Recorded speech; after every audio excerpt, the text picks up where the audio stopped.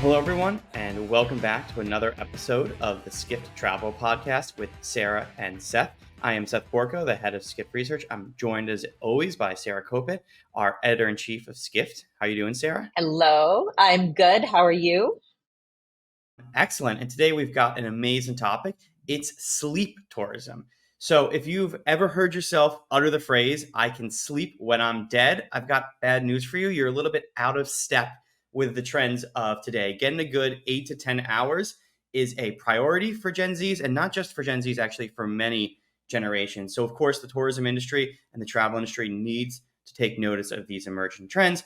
Skift's editor-in-chief, Sarah, is on the case. She's reported a new feature story on the rise of sleep tourism.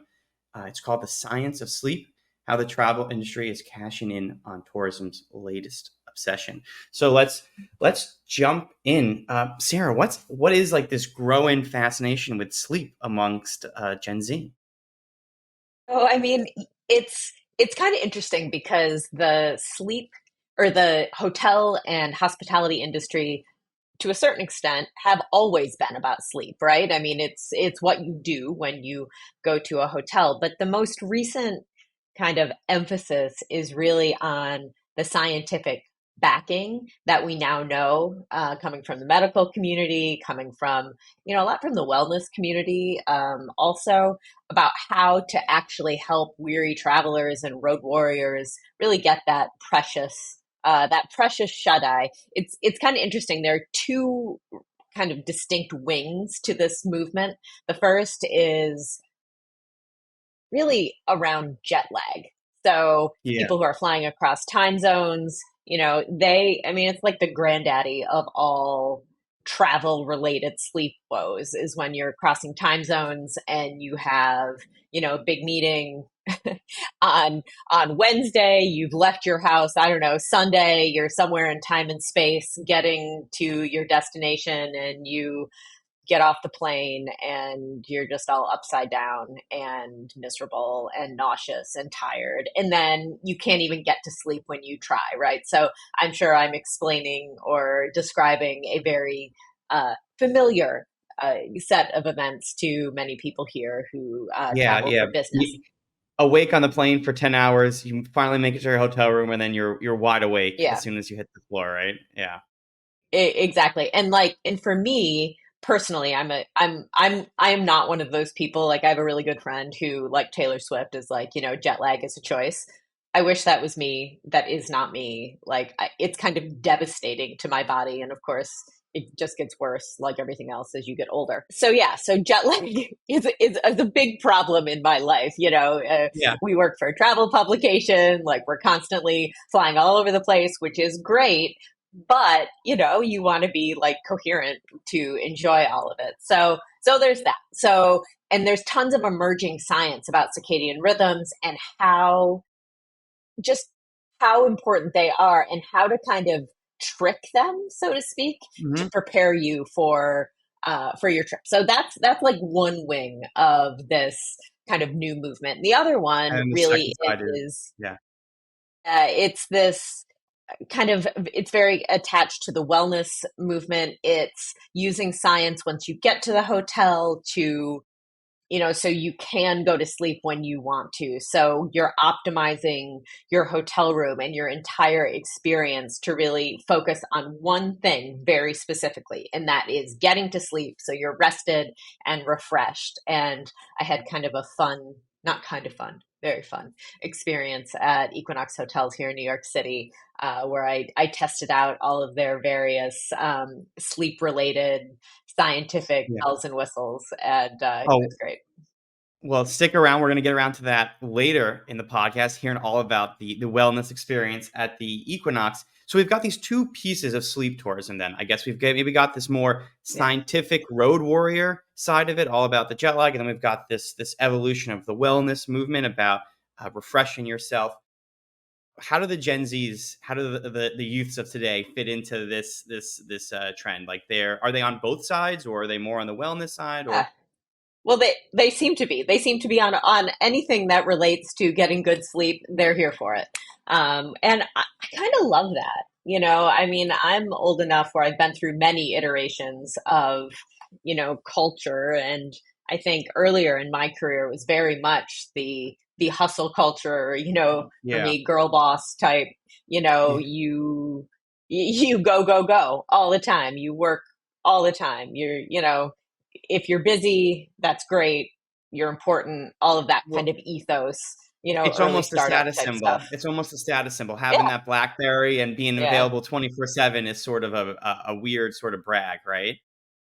I'm not old enough for the BlackBerry stuff. Oh, come on. I There was is using a there is BlackBerry at my first job. This, oh, whatever, whatever. But the I never BlackBerries, had one. I really never did. Yeah. that is a I was fascinating side subject rabbit hole that we could go down. I yeah. don't know if it's for today. Okay, yeah. Another Because podcast. the BlackBerry is long dead, but we have TikTok now. We have TikTok now. That's Yeah. what's replaced it. And what I liked is you had this, you actually linked to this clip in your article, this TikTok wellness influencer talking about sleep tourism. So let's have a listen. Come with me to adult sleep camp and let's celebrate World Sleep Day. I braved the rain and made my way to beautiful downtown Los Angeles, where I was hosted at my only hotel of choice downtown for a day of rest and relaxation. Hotel Figueroa revamped its rest and recovery suite with a slew of new partners to give travelers the sleep tourism experience. There's only one self-care suite in the entire hotel, and for $500 a night, you get a customizable take-home pillow from Pluto, along with in-suite workout apps, light therapy, and sips and supplements designed to get you to relax. And here's a little overview of the room. As you can see, very minimal, very soft lighting, very calming, beautiful. And here's the sleep doctor who guided us through any questions we have about sleep. And we have scalp expert Lori, who also guided us through a scalp meditation yoga sort of thing. At the end, we were treated to a wonderful dinner. So delicious. What a beautiful day in the rain. Get some sleep, everyone. You deserve it. So I feel relaxed already just listening to that TikTok, the dreamy music, Yeah. the sleep doctor. I think that's an interesting point where she says, "Then you deserve it." That really is about how I think it's becoming a part of the culture, and I mean, we don't know if this is a paid influence or not, but how these hotels Yeah. that offer these sort of experiences, she calls it her hotel of choice, right? Yeah. Because it has that rest and relaxation element.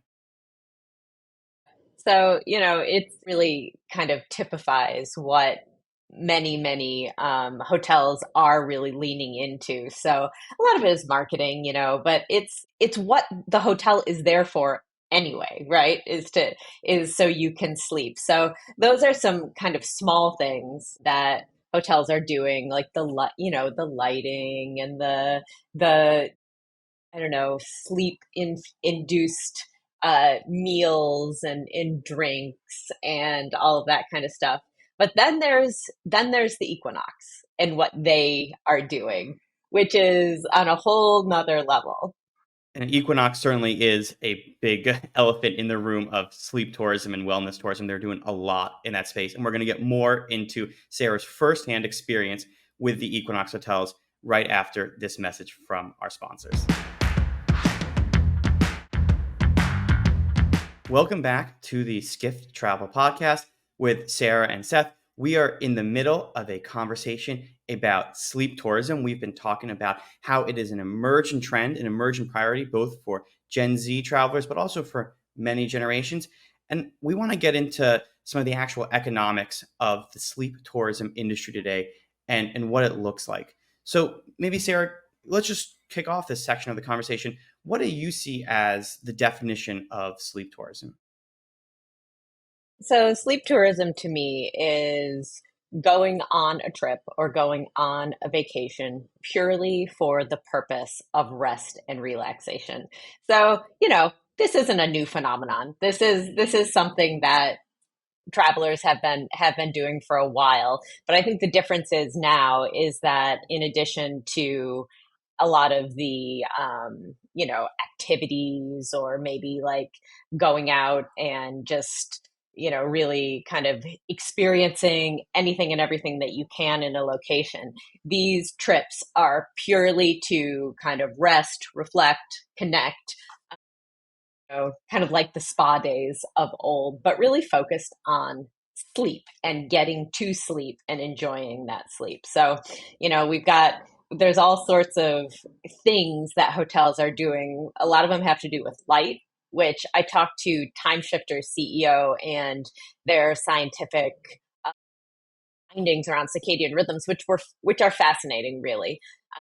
Kind of a lot more complex and different than I was expecting. And then there's all sorts of spa and other sorts of treatments that hotels are offering specifically to help get good sleep. And so, I mean, have you found in your reporting a size for how big this potential market is? How many people are participating in it? So it's massive. I mean, you kind of you have to kind of think about where the boundaries are around what is, regular kind of sleep at a hotel and what is sleep tourism. But the numbers that I've seen from researchers who are looking at this are something like $400 billion increase over the next 5 years. So that's pretty big.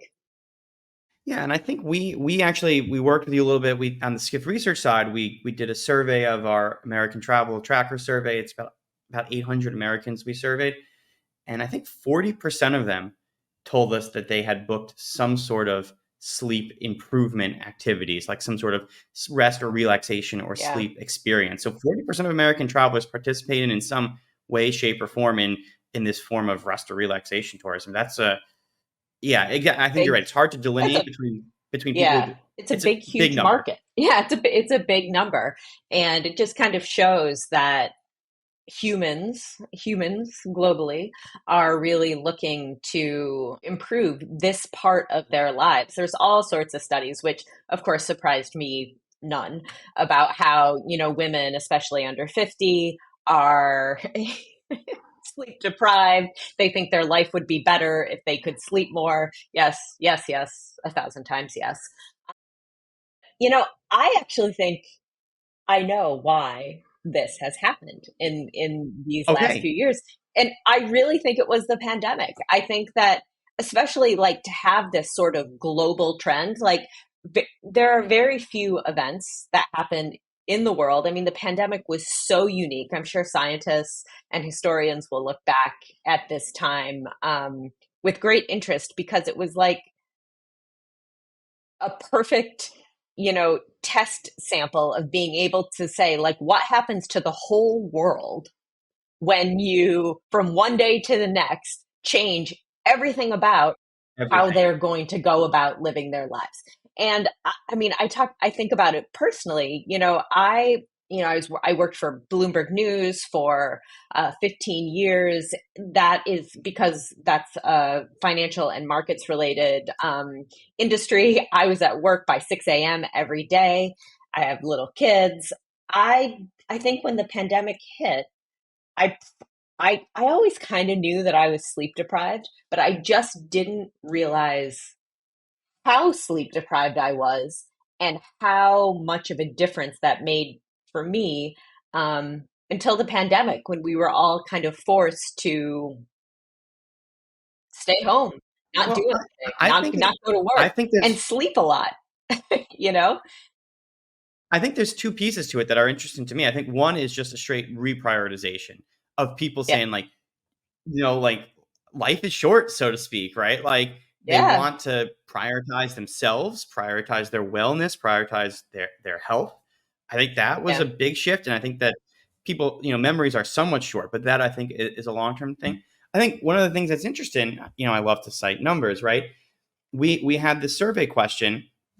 Uh, Maintaining my sleep routine is a priority for me, even while on vacation. And almost 77% of respond travelers agreed with that.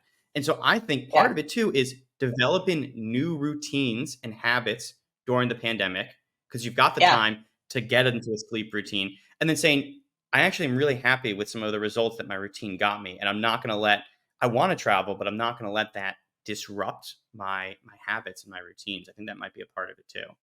Yeah, absolutely. We all kind of found out what it might be like to get some good sleep during that time, and we're unwilling to let it go, when everything kind of lifted. So I think that that has kind of a really big reason why, in the Gen Z age group, they kind of came of age during Yeah. this period, Yeah. right? This was And so, formative for them. yeah, formative for them. So, they don't remember hustle culture. It was never a part of their lives, and they're like, yeah, of course I'm gonna sleep 8 to 10 hours a night. Like, why wouldn't I? Like, why would you ever not want to do that? And so for the rest of us who are kind of like scratching our heads, like, oh, okay, perhaps I should try this, and maybe I need a little help getting there. Well, So Sarah, that's what you these you did hotels are serving. you did try it though, didn't I you? You did. you took it for a bit of a test drive at the Equinox Hotel. So let's talk about that a little Yeah. bit. So what was that stay experience like for you? So it all kind of started at our Megatrends event, which Yeah. both of us were at in New York in January. And I interviewed Chris Norton, who is the CEO of Equinox Hotels. And at the time, I kind of gave him a little bit of a hard time on stage because I was like, yeah, I don't know if I want to like go to a hotel and have somebody stick an IV in my arm. I think we have a clip of that, which we can take a listen to now. Let's play it. I've read and I've seen some pictures about how you offer IV therapy. Tell me about that. I've never done it. I would be, I don't know, I think I would feel strange about having somebody put an IV in my arm at a hotel. But tell me why I'm wrong. Tell me why I'm wrong. Because we had this discussion when we talked last week, We did. and you Convince you me. thought it was the room service waiter who's going to do it. It's I wasn't actually sure. I don't know. No, these are registered nurses these are part of a medical Yeah. company that's actually a third-party company we work with. Okay. It's incredibly popular, Yeah. and you could argue, but there's people that are huge believers and enjoy the benefits of it. It's in our spa, so in combination with a massage or a facial, or people go in. We have these pods overlooking the trains that come in from Long Island, in Hudson Yards. Yeah. So you're sitting there, and actually, some people, have a glass of champagne with it. So All yeah, right. so So that you were yes. nervous about it. What was the result? What was it really? So what was it really like? We can hear we have a hard-nosed journalist here to tell us the truth about IV therapy at the Equinox Hotel. So when Chris and I got off stage, he made me promise that before I passed judgment on, the IV therapy, that I would come over to the hotel and try it out. And so I did. And but it wasn't just the IV. So I stayed overnight. I did a whole little like unscientific sleep study. I pulled a Fitbit out of the back of the closet, tried it out. And I measured my sleep for the week before I went to the Equinox. I went to the Equinox Friday night, did it all. My Fitbit gave me a rating of only fair sleep, um, Monday through Thursday. And so I kind of wanted to see this, of course, is incredibly unscientific. It was just kind of a fun exercise for me. So that's about I right trust for the me. Fitbit with my life. I trust the Fitbit with my life. Yeah, It says it was exactly. a fair sleep. That's it. Super cool. So I had fair sleep that week. That seemed accurate. And so on Friday morning, went to the hotel. Chris and I had breakfast, and then I went to the spa. And not only did I get the sleep IV, I did an infrared sauna, all sorts of things that they have there in order to bolster your sleep. The infrared sauna was intense. I almost fainted afterwards. They give you an electrolyte drink. Like all of a sudden, I started seeing like a bit of tunnel. Like I don't know if you've ever had that experience, No, but I well, was like, I whoa, struggle. I okay, struggle in a normal. I struggle in a normal sauna. If I'm in a sauna for yeah, like 5 minutes, I'm like, oh, I'm woozy. But this sounds like a yeah. overdrive. Yeah, and so after that, I actually did the IV, and it was the sleep IV. So I mean, of course, what Chris said is accurate. I mean, their spa is just to die for, and there's registered nurses, and I didn't have the champagne. I should have. I didn't. To me, that's the critical piece of the sleep I component, know, right? yeah. I mean, Like I should have listened to that clip yeah. while before I went and knew that the champagne was available. I didn't know. Yeah. Or I'd forgotten. So so yeah, you look out over the Hudson. It's very beautiful. Well, so I what was the finished my verdict? What was the verdict on your sleep? So you had a fair sleep I finished before, the and then spa. with all the tools. Yep. Yep. And so but they have more. But they have more, Seth. So they sent up, you know, these little like accoutrements that they have to the room. They have their own proprietary sleep masks. They have like a charcoal infused time drink. They have all this stuff. It's so good. And then, and you know what my favorite part is in the room? Like you know, we're talking about our various ages to date. I'm going to date myself here. I'm one of those people, when you go to a hotel, I cannot figure out how to turn all the lights off. Like I cannot do it. Like there's usually a light underneath the bed, the side table that I'm just like, oh my God, I'm going to have to call down to the front desk because I can't get this light off. So that's I me. So I think that I am not the only one. I actually read something, I think it was in the New York Times last week, that they had a whole article about the frustration with trying to figure out how to turn the lights off in hotels these days. This is You know, hand to God, kids today. Sarah. I had to call the Yeah. front desk. It was the most Yeah. embarrassing phone call I made when we were in India. I had to call the front desk and be like, "Hey, I'm sorry, I just can't get the lights off. Yes. Can you send someone up to help me do it?" Yes. And so Equinox knows that that the struggle is real.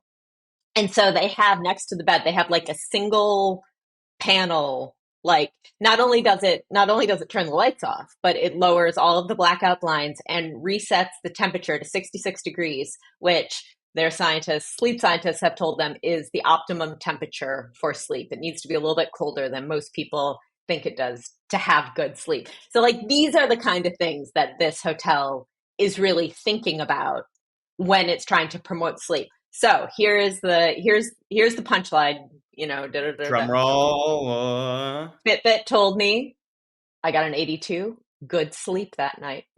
The only day of the week that I did Wow. get good sleep. Yep.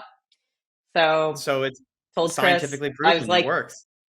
yeah, very unscientifically proven. I thought my husband came for dinner with me. We went to dinner there, and I had one martini, and I thought that was really going to screw me up, but probably And did it a little worked. bit. So, like well, see, usually it has the opposite effect. Like I said, this was an unscientific study. We were there to have the full Um, experience. But It does anyway, sound it like was a wonderful, great. scientific or not, it sounds like a wonderful study, is what I'll tell you. It sounds like it was a wonderful It test. was, yeah. We all have to suffer for our jobs sometimes, and you know. We thank you for suffering on our behalf to go out and get the stories, Sarah. I mean, You're outside of welcome. yeah, I mean, I know when we were staying in India, they had a hotel. They had a pillow menu at some of the hotels that we Yes. stayed at, where I could select from my choice of various levels of pillows, and I've seen a lot of these like advanced relaxation kits at a lot of hotels. Often, I'm Yeah. afraid to touch them. I'm afraid I'm going to get charged like $50 Yeah. You probably will. for Yeah. probably. It's Oh yeah.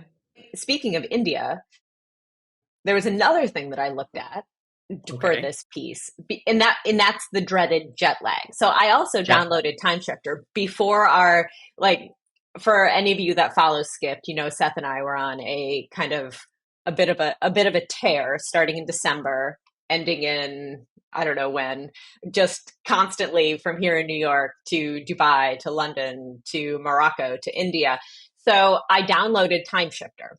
So this is an lag. app that they are very into the circadian science that of the circadian rhythms of your body that can help with jet lag.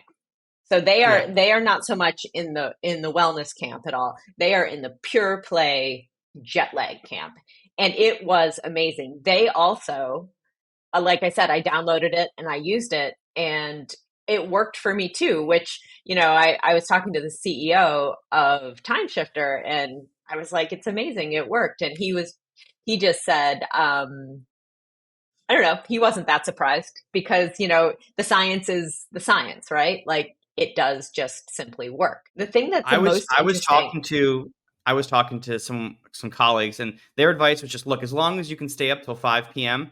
and then go to bed. That's it. But I guess that's old fashioned. That's way too simplistic of just stay up till 5 Yeah, p.m. and well, I I mean, it's kind of for me anyway, I think, and I think for a lot of people, yeah, I try to do that, but then I'm like exhausted, like yeah. mentally and physically exhausted. Like my eyes hurt, like the back of my eyes hurt. I'm so tired, but I can't go to sleep. And there's not just one circadian rhythm in your body. Oh, There are, you know, 10, 20 different. It's why different circadian clocks that you kind of have to trick in order to get them all on the same to sync up. And what Timeshifter CEO told me was that the biggest factor in whether like you're able to overcome jet lag, it's not exercise, it's not food, it's not like kind of some of the other things that maybe we might have heard. It's light. So in hmm. on the Time Shifter app, it starts a couple of days before you're going. Like if you're going to Europe or the Middle East or Asia on like one of these big long overnight long haul trips, you kind of start adjusting your sleep going to bed. If you're traveling east, you're going to bed a little bit earlier, waking up earlier, and then it gives you prompts about when to go and stand out in the sun and when to shield your eyes from any light, like for 15 minutes, and it's what it's doing is it's, tricking your like melatonin systems and all of the kind of circadian Yeah. clocks in your body to try to shift your body clock to that different time. You have to start a few days before.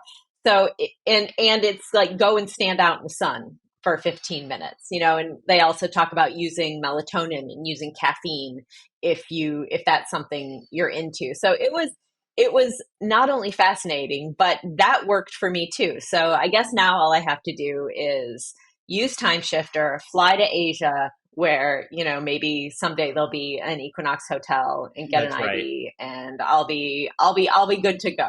And That's that's all just it takes. that'll be It's perfect. that simple. That's all it takes.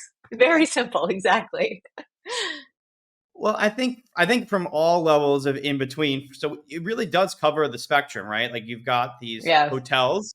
Obviously, hotels are they say for years they say it's all about heads and beds, but it's specifically now about yeah, how that head gets in that bed and yeah, sleeps in that bed. We've got the apps, we've got the airlines coming into play as well. I think they're doing all sorts of stuff with yeah, lighting. So yeah. it really is a full sleep The full tourism court press. Yeah. ecosystem. Yeah. Well, and another thing that was interesting, this is actually the seed of the story, why I started writing it. I was talking to the tourism folks at Tourism Australia, and Yeah. I They spoke have a with one of huge jet their lag problem, right? yes, that's what they said. They said, they were talking about how, it's hard to get people from maybe the US to come over because it's so far away, it's expensive. These are big trips.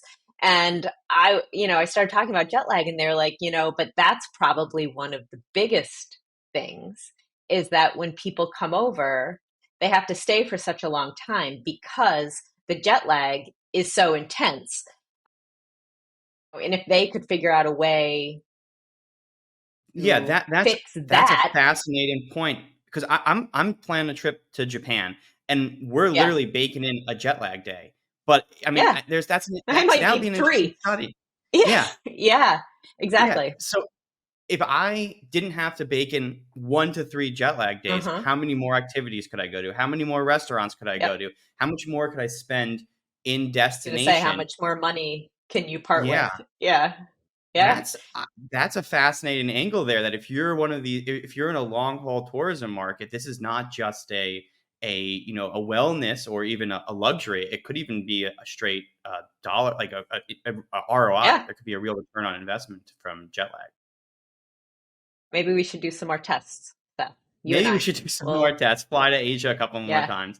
Well, yeah. we'll do those. We'll do those tests. We'll Call we'll us. put ourselves up Let us know. as the Yeah. poor subjects for all the sleep tourism. And if you've got any sleep tourism Yep. things you need to test us, let us know. We'll report on it Yep. in Skift in future stories.